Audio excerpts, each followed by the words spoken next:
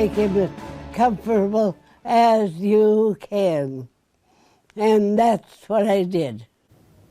That is Mrs. Irene Hosking. She turned 106 this year.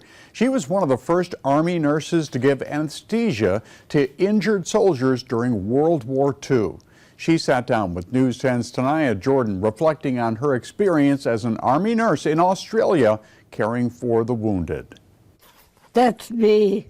That's me.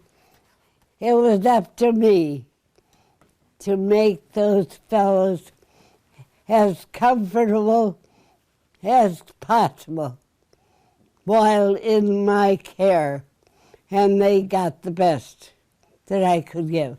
It was more than 80 years ago when Irene Hosking joined the Army as a nurse. Men had to call you Lieutenant Irene. She says she worked in a field hospital in Australia during World War II, caring for patients with severe amputations. She became one of the first women to provide anesthesia before surgery. One of the doctors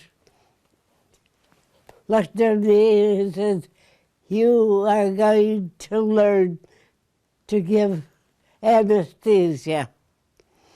So, yes, sir. It was a task that Irene says she never took lightly. Because doing anesthesia, you have the patient under your control. Does he live? Does he die?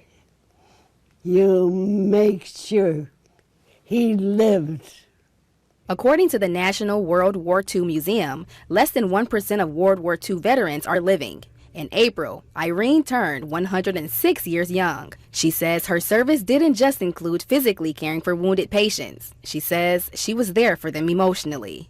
In Owasso, USA, hooray! Tanaya Jordan, News 10. I love it. After returning home from the Army, Mrs.